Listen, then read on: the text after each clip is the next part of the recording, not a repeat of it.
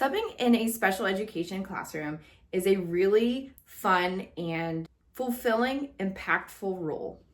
And it also comes with unique challenges and rewards. Hi guys, my name is Alexa. Welcome to my channel. Today's topic is how to substitute teach in the special education classroom. Okay, so preparing for the day. So the number one thing that you need to do is arrive early. The reason you arrive early is because you are going to need to know what is on the lesson plan for the day. And not only that, you may have to set up the classroom depending on what the special ed teacher is needing you to do for that specific day. Another reason is you get to meet all the wonderful paraprofessionals. They are a lifesaver, and I will be saying that in a few minutes. You want to meet them because they will give you tips and tricks on how to work with the students. If you have any questions, you can ask any other special education teachers or the paras there. So arriving early is really, really important, and setting up the room if you need it is important as well. So there are different types of special education classes that you should be aware of. And just FYI, the names of these classes may be different depending on your state and whatever district that you sub in. The first one is life skills. These students may have an intellectual disability, autism, Down syndrome, and they are there to learn how to organize certain things. They might be going on field trips to learn how to grocery shop and do life skills stuff. Another one is autistic support. Autistic support is very similar to the life skills, or they could be in life skills, or they work together. And that's just for students with autism, where they have all the resources there for them so that they can learn to the best of their ability.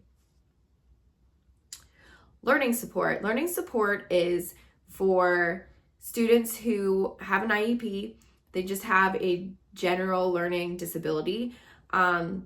These students thrive outside of the classroom and in. They just need extra support.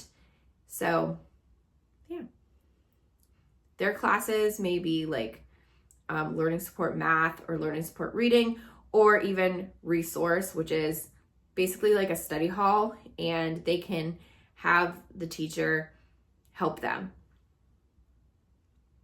And also behavioral support. So behavioral support is for students who may have behaviors, and they may be on a behavioral plan through their IEP. So, and one to keep in mind that I did not list is under the umbrella of special education is also goal.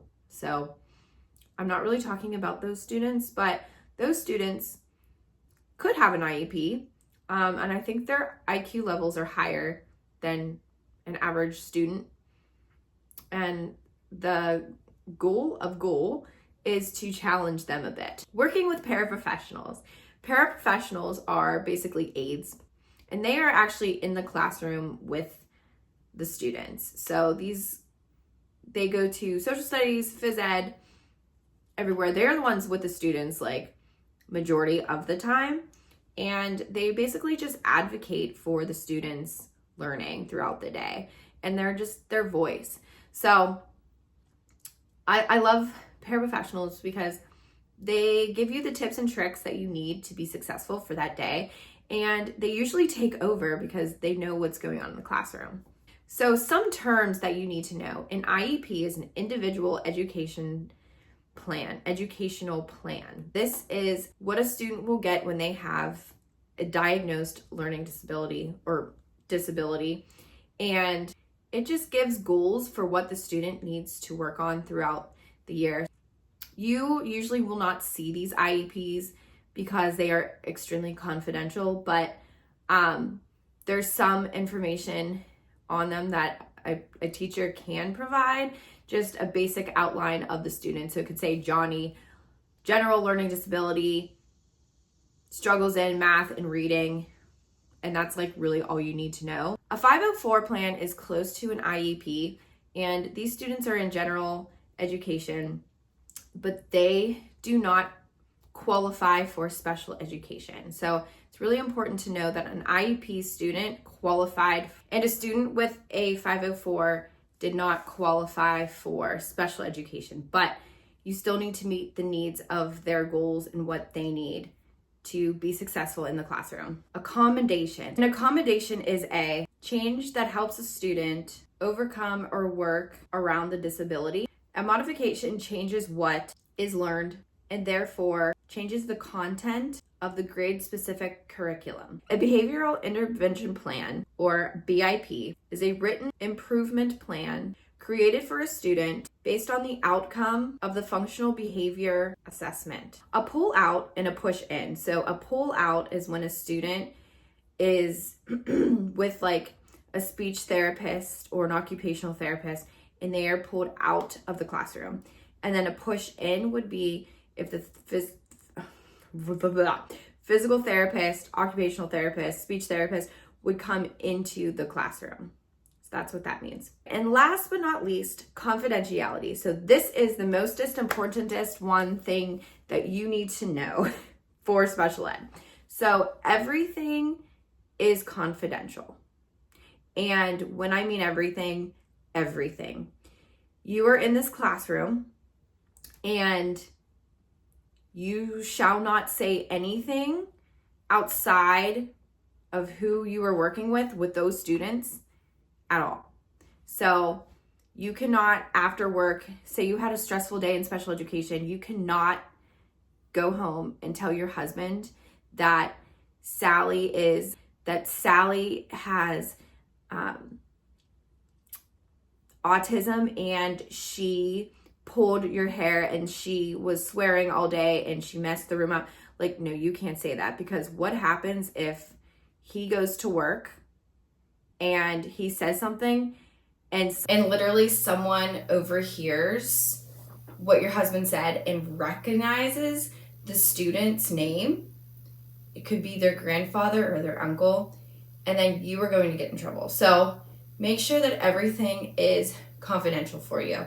So another thing to keep in mind is that there is a term called need to know basis. So for example, if I'm the special ed substitute teacher for the day and I have a para named Leah and she tells me what I need to know.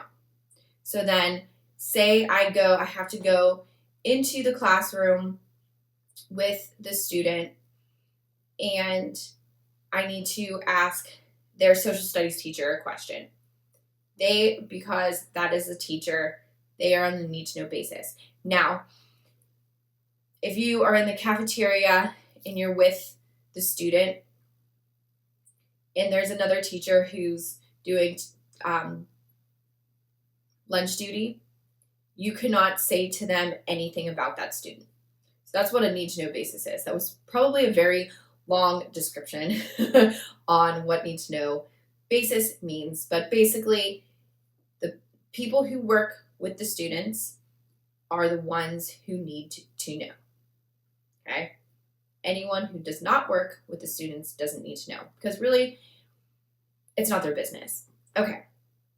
Guys, I really hope that you take the time to go into a special education classroom. I think that you are going to find yourself full of laughter, joy, just enjoying the day. And you'll definitely have more ups than downs.